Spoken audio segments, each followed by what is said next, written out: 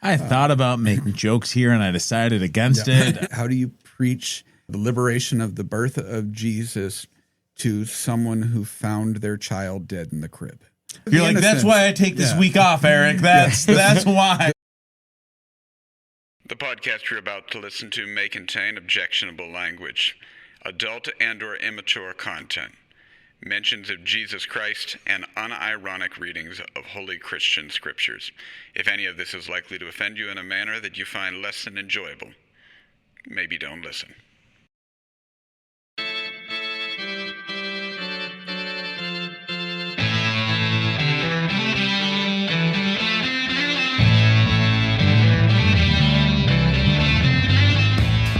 Hi, I'm Pastor Bob Schaefer.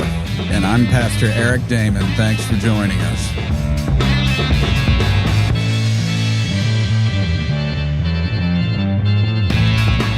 Welcome to a Comedians with Pastors Talking Bible short take. We are putting out every week some slightly irreverent, maybe funny, maybe thought-provoking material, Bible commentary that we think you're going to enjoy every week. We are still discussing the gospel text from the Revised Common Lectionary, and we're still doing it with comedians.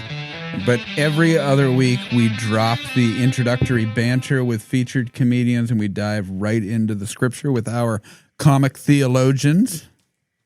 I'm Abby Evans. I'm Erick Williams.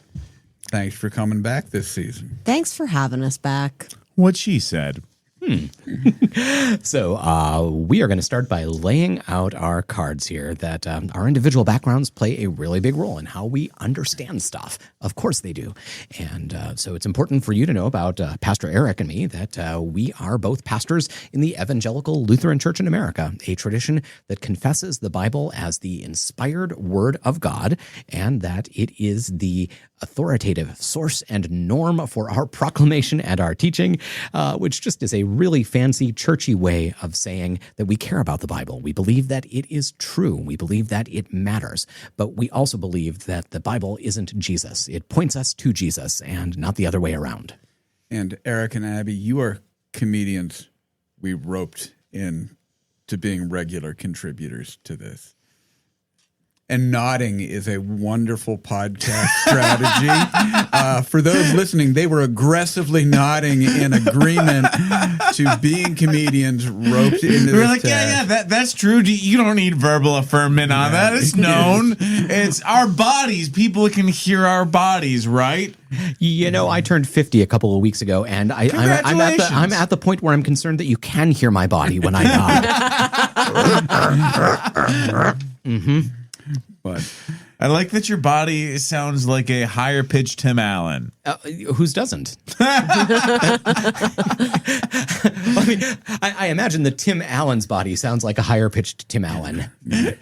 mine sounds more like Lucy when she knows she's going to be in trouble. But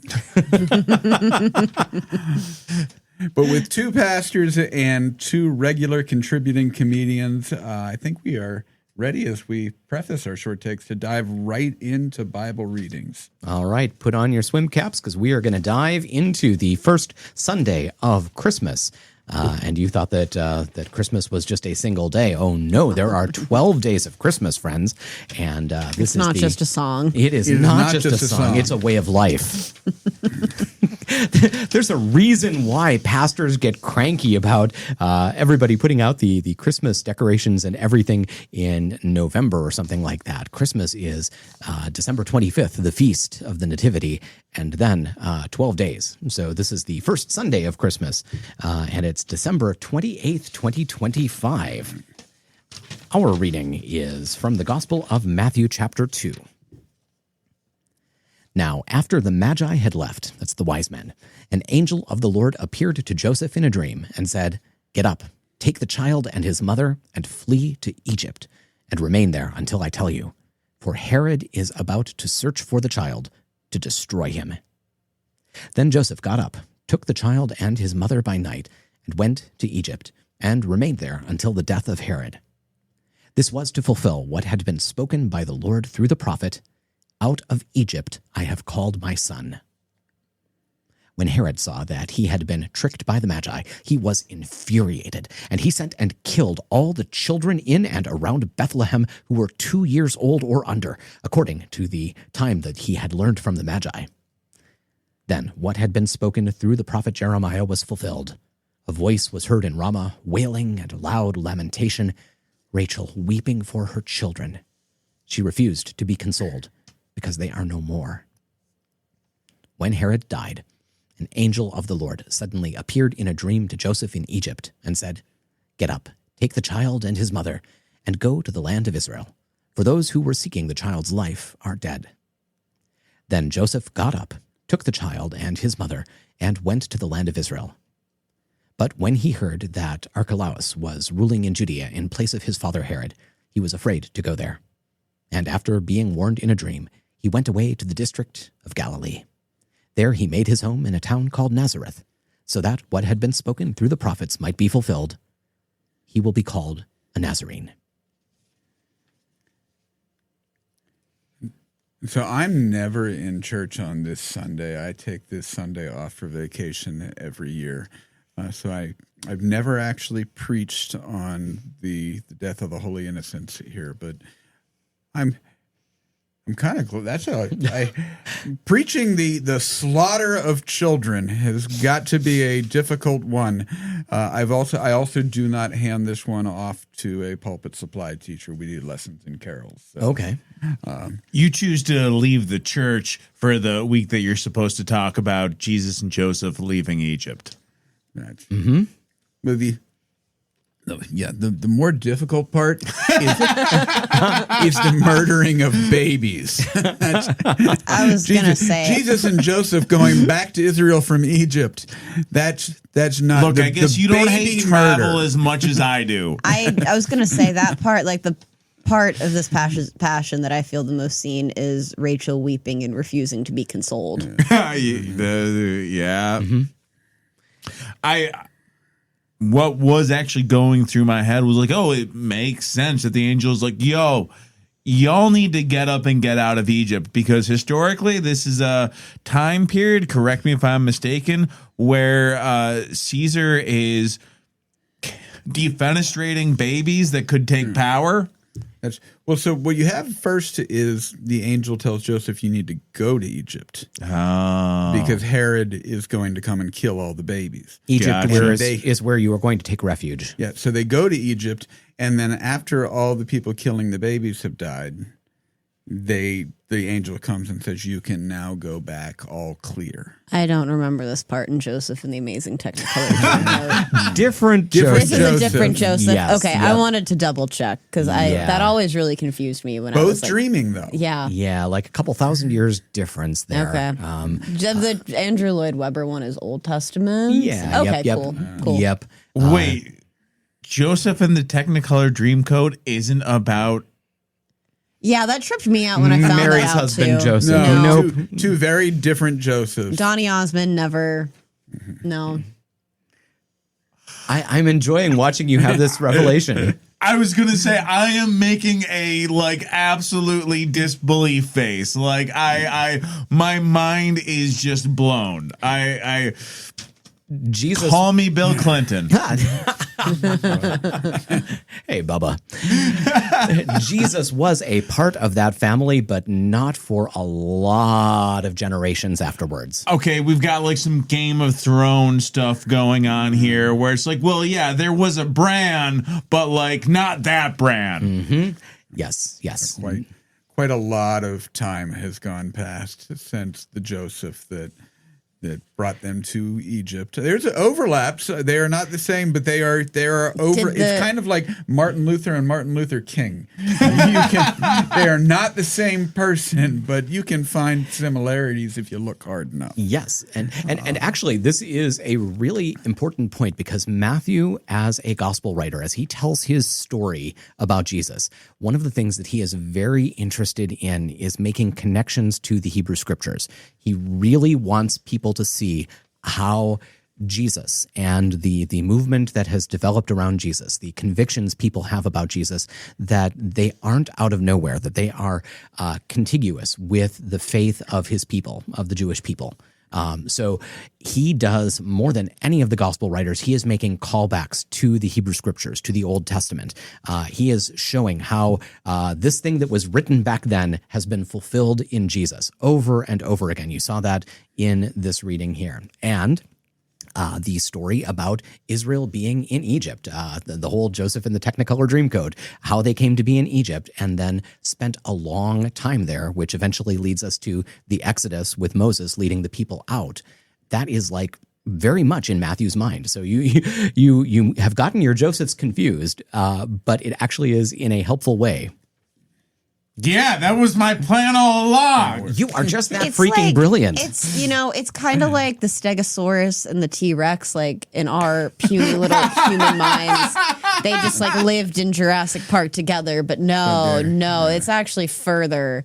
Like the time the Stegosaurus lived to the time the T-Rex lived is further from like when the T-Rex lived to now. So, But this is a Bible podcast. What am I doing talking about fucking dinosaurs for? so the Stegosaurus and the T-Rex Haven't you are seen- like Joseph and Joseph. Yeah. Yes. Yeah. That you think they're the same time. Very different times. One of them was more fabulous than the other. Which one was more fabulous, and how are you defining fabulous? Well, I mean, How you define fabulous is going to pick which one is more I fabulous. feel like if the T-Rex was the one who was very fabulously decked out, that his coat had very short sleeves. Okay. I think if we're using fabulous in like the post-90s definition of fabulous, then Joseph of the Dreamcoat is more fabulous. Well, yes. Yeah. But then it becomes, is the Stegosaurus or the T-Rex more like fabulous Joseph in his dreamcoat? Also, serious question: if you guys, if we might remember, I'm on vacation for this one. if you guys know the answer, who is ruling Egypt at this point? Is it the Romans?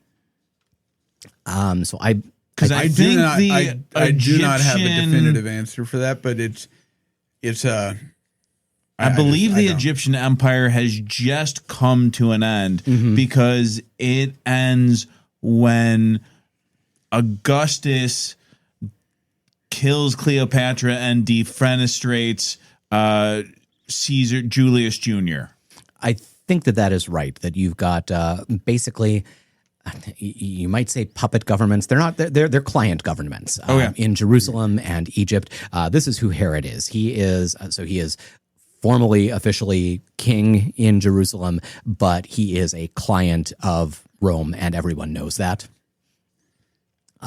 But that makes him dangerous in a way. He is really protective of his power, such as it is, and that is at the heart of the story, that he sees this child. This is the wise men story, or not the wise men story, who the three kings who come from afar, and they are following the star that appeared in the sky, and they happen into the royal court in Jerusalem because, of course, that would be where this child, a royal child, would be born. And Herod's like, huh? No baby's been born here. And it becomes quickly apparent that this is not a child born to Herod. It is a royal child someplace else. And he sends them, go find this child for me, because I want to worship him. Yeah, that's right. I want to come and worship him. When you find him, come back and tell me so I can worship him. And this is where they tricked him. When he finds out that they did not come back, they went back by a different way, and they did not tell him where they found this child, then how is he going to deal with this usurper? And his answer is, well, at this point, about 2 years since the star went up have passed, or at least that's a good margin of error, right? So if we just kill all the kids in the region in that age range, we should be good. We'll get them. Got you. So Rachel's children got worshipped. No. No? The Rachel weeping for the children is a reference back to previous scriptures to describe to them the mourning that happened in the region because all of the babies were killed. Yeah, worshipped. Oh, yeah. Worshipped right out of existence. Worship. Yeah. Right. I am making quotes because that's what Bob said when he said Harold was like, I'm going to worship Jesus. I got you there. That was a good callback. That was so good, no one got it. We did get it just after it was laid out for us point by point. It was more of an exegetical joke. There's like 3 pastors who are laughing at that. Everyone else is like, what? What word for ejaculation did he just say? Yep. But so, I mean, before we get into, the real problematic thing of this is just generally the 2 years is the proof text that you use to say that every single Christmas pageant in every church with the 3 wise men and Mary and Joseph and the little drummer boy, and it's all wrong because the wise men definitely are somewhere around 2 years after Jesus is born. They don't show up on the night of his birth. You have been lied to all this time. Wait, are you telling me that a story based on history wasn't actually correct and that the time was changed to make it feel better? I am telling you even more that the story they tell based on the story that we have, they didn't get that right. Yeah. That's the story that we have. The story that we have does not put the wise men there on the night of Christmas. And so this nativity set that I was looking over here, because we've got the whole nativity set on the shelves here in the room where we are recording. And those wise men down on the bottom shelf, they did not show up until... Well, Christmas didn't even happen on Christmas. So they're getting that right off the bat. Well, by definition, it did happen on Christmas. It happened on Christmas, but not on December 25th. It was probably not that time of year. Yeah. But it did happen. There was the time Jesus was born, and in the story there were shepherds there. There were not magi. They show up based on, we don't get a time, but based on the fact that Herod says we got to kill all the babies under 2 years, somewhere 2 years later. I liked how Bob clarified that was wise men. So I wasn't like, man, this is a weird version of Dungeons and Dragons you guys are playing. Well, that is not totally a wrong sort of a thing to assume. These are people who were astrologers, astronomers. The line between those things was kind of blurry for most of history. People who watched the stars, who interpreted the events they saw in the skies. They might have been practicers of some form of magic or another. Science-based people were granola chewers in this era. Yeah. It is all kind of Eric's a mix nodding. I nodded aggressively. And it makes sense when you think about the timeline. The star is the herald of the birth of this child. It appears when the child is born. And they are in a country, a different country. The here we are the in herald, not the Herod. Yeah. We are here in Pennsylvania. You see a weird thing in the sky up to the north. How long is it going to take you guys to walk over to Canada to find out what's going on over there? I'll probably just walk over to Beaver because it's probably the Coke plant. That opening scene of Life of Brian makes so much sense now. Of course they had the wrong fucking cow. It was a long while. They got close. They got really close. Yes. It's a fair mistake. They basically got it right. When you talk about margin of error, they were 100% right on. Yes. It was a rounding error. Can I just say, after knowing that, I may have told the story on this podcast before, but in kindergarten, I promise it'll be brief, but in kindergarten and CCD, when we were doing our little nativity play, I very distinctly remember playing a lamb because no one else wanted to be the lamb, so I volunteered to be the lamb, but my CCD teacher, who was also my neighbor, I don't know if she's misremembering it or if she's just exaggerating this, but she always likes to tell that story every single year about how I volunteered to be the lamb, but she always says I volunteered to be Jesus. And now that I know that, I don't know why, but I feel like we know for a fact a shepherd was there, but the 3 wise men weren't there. I feel like the fact that I volunteered to be a lamb is somehow more More accurate. Accurate, yeah. Because first of all, I've never seen a nativity play where like an actual kid played Jesus, but like those three wise men can get fucked. It was the lamb that is the real center. That is the real center. Also, an ignorant person talking here, isn't Jesus the Lamb of God? You're right. He I is did the Lamb of technically volunteer to be Jesus, so she's not that far off.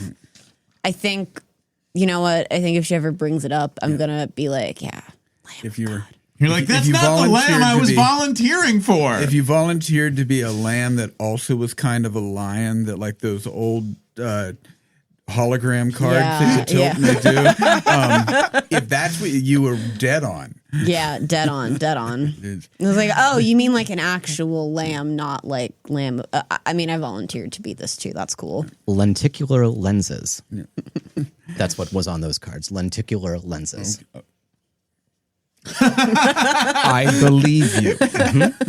I think you're just making up words, Bob. That's not a real thing. I leave it to you to decide if I am making things up or not. Sometimes I just like to show that I know things because I'm just showy offy that way. No. Here's something I do know that we were talking about how Matthew is drawing on the Old Testament. And one of the things that he is really keen to do, I wrote like a whole paper on this once, is to show how Jesus is greater than Moses. So, I mean, like last short take, we were talking about how was Jesus greater than John the Baptist or not? We'll leave that in the past. But here Matthew is really very concerned to basically take the story of Moses and to demonstrate how at every step along the way, Jesus is greater than Moses. Moses has a birth where he is kind of a miracle. In that sense, in that story, you've got Pharaoh killing a whole bunch of children, and Moses miraculously gets away because of the courage of the Hebrew midwives. And here you've got Jesus, who is born miraculously by an act of God. He's greater than Moses. You had Pharaoh, a ruler, jealous and killing a bunch of children. Here you've got Herod, who is killing a bunch of children. Again, it's echoes of the Exodus story. In Exodus, you have the Hebrew people who are taking shelter in Egypt, and then they eventually become enslaved, and Moses leads them out. Here you have Jesus, who is under threat, and he retreats with his family to Egypt, where they are illegal immigrants, and it should be named. And then God leads them out. Undocumented immigrants. Yeah, okay. Yeah. I, in the context of this, they might actually Have been illegal. Yeah.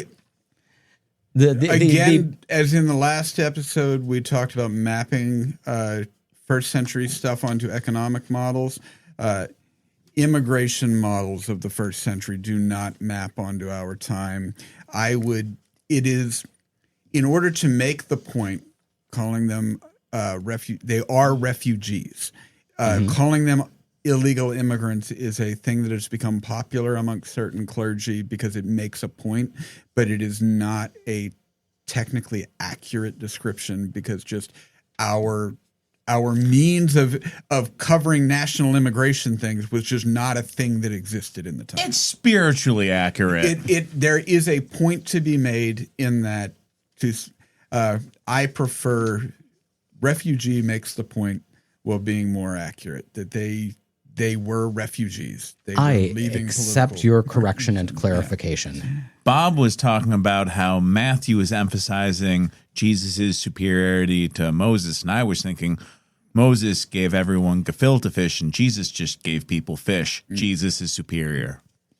Jesus just multiplied whatever fish were there. Yeah. And I don't think it was gefilte fish because that would have been a mentioned part of the story. I'm guessing you have. Have you gentlemen ever had gefilte fish? I was invited by my friend Rabbi Barbara Simons and her husband Rabbi Ron Simons to join them at Passover one year, and I did in fact get to enjoy gefilte fish. Okay, Bob, respectfully, you just told me a lie because you said you enjoyed gefilte fish. And you're going to say no one enjoys gefilte fish. They eat it as part of the ritual. All right, so I enjoyed the company of the people I was with while I had gefilte fish. Okay, Passover is fantastic. I grew up going to a Unitarian church, and my godparents are Jewish. Every year there would be a Passover ceremony at our church that I would go to, which is kind of a weird statement. I feel like I went to Passover at a church, but yeah, the apple and honey mixture, fantastic. The fresh horseradish, whoo, it'll wake you up, fantastic. The gefilte fish, I remember it. Remember that time you tried to juice-plain Passover to Abigail Elias? We're getting off topic.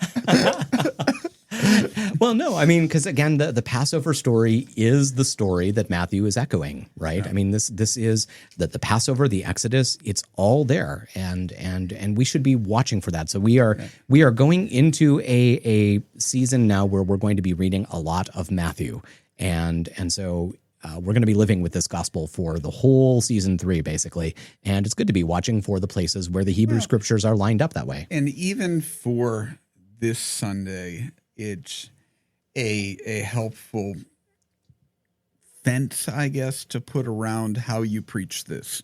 One of the dangers is Jesus is saved by God in this passage. All the other babies are killed.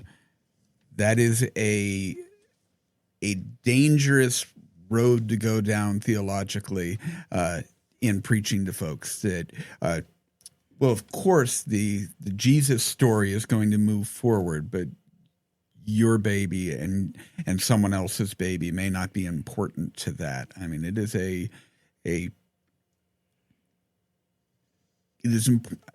I'm stumbling. That's why I don't like to preach this one because how do we deal with grief? Well, it's not just how do you deal with grief. It's how do you preach the good news of liberation and salvation into a world where not everyone will have that experience in their life. How do you preach the liberation of the birth of Jesus to someone who found their child dead in the crib? I thought about making jokes here, and I decided against it. I mean, the slaughter of the innocents. That's why I take this week off, Eric. That's why. The slaughter of the innocents is a prickly it's a tough passage one. to preach, because it is the demonstration of Jesus doing something in the world that even Moses, even the story of God's liberation of God's people from Egypt in the past, was not able to do. And it spells out in a way that even Exodus doesn't, that not everybody made it out, and which is the real world we live in. Mm-hmm. I mean, we cannot preach a message into a world that doesn't acknowledge that Auschwitz existed. But man, it's hard to be good and cheerful on the first Sunday of Christmas while preaching that Auschwitz existed. And maybe that's the tension that we have to live with, but that the good news is that Jesus has entered into that, and that even though his coming brings a lot of animosity and a lot of resistance, especially from the powerful, but also from us, there's a cost of what happened in the Christ event, and we lose track of that at our own peril. But it is good news that Jesus bore the price that he bore, and ultimately that the wrong that was done will be made right in Jesus. And that is that can be really cold comfort for the person who has lost the child, right? Rachel is wailing and she's not going to be consoled. Yeah. But I think our hope is that someday she will be consoled. And I think you just named the fact that she will not be consoled is too often we want this message to be able to console her. Mm-hmm. And there is not a message that we can preach that consoles the mother at that point in time. And that's an important nature of the message to keep in mind, that when someone is suffering that loss, there's not but it'll be okay. You just have to sit through the storm. You are not going to be consolable right now. Yeah. Hey, look, my kid is going to be sacrificed eventually. That's why your kid got sacrificed now isn't the message that needs to be heard. There is no there's no buck up to this. There is the pain of that moment for every mother that lost a child when Herod went and killed them. It was real pain that they could not be consoled from. They lost their children. Herod, not Harold. That's right. Harold's the crayon guy. I thought it was the star. Purple crayon. Something that I work on with my kids at school, and I don't know if this has ever come up, but when I'm not telling jokes on stage, I work in special education. But something that like we've kind of started adapting into the lessons at school is mindfulness and meditation and mindful breathing with the kids. And anytime it's my turn to find like a guided meditation YouTube video, I try to stay away from anything that's overtly toxic, like any sort of toxic positivity. Like I try to lean, like there was one the other day that was just weather the storm, get through the storm, because I don't think we're doing anyone, particularly kids, any favors if we try to console someone or try to bring positivity or joy into a situation where there's just none. Because sometimes the most you can do for that person is to just sit through it with them and just wait for the storm to pass, which maybe isn't like the best, isn't good news, but it's news. Mm-hmm. And so for all the preachers that are preaching this Sunday, preach the unconsolable as everyone celebrates their Christmas vacation. Good luck. I like it. That's where we're going to leave it. So I realize last episode we recorded, we did not give you guys a chance to tell us what you got coming up and what your socials are and all of that good stuff. So this is going into the new year, basically. So we will be in the Galapagos when this episode goes live. So hope you fucks are enjoying your snow. But January 17th, check me out at Needle and Bean in Mount Lebanon. There will be a lineup by the time that this episode goes out. January 28th, I'm bringing Tim Cornette. January 31st, sorry, I am bringing Tim Cornette to Ernie B's Rock and Roll Barbershop in Edna. Tickets will be available. You can follow me at Comical Edubs on Instagram and at Conspiracy on YouTube. Abby, what's your socials? It's Abby E on all platforms. Also follow The Moon Show on Instagram because we've got more shows coming up in the new year. Right. And we are at CPTB Pod, at CPTB POD. Find us on all of the places, except Truth Social. We're not there. And thank you to everybody out there who is still listening to us. If you were offended, we're sorry as always. Yeah, but if you're still listening, you did it to yourself. Once again, we are not in any way, shape, or form sorry. Stop hitting yourself. Stop hitting yourself. Look, you are still here, right? You are still here. All right, so do us a favor, like us at CPTB Pod, all the places. Share us with your friends, your families, anybody you think will like us. Create a bot that'll keep downloading it. We'll take the links. Or just download a bot that you found. Somebody else made it. It's all good. We will be back next week with more funny and more God. Until then, may the Holy Spirit do her thing in your life.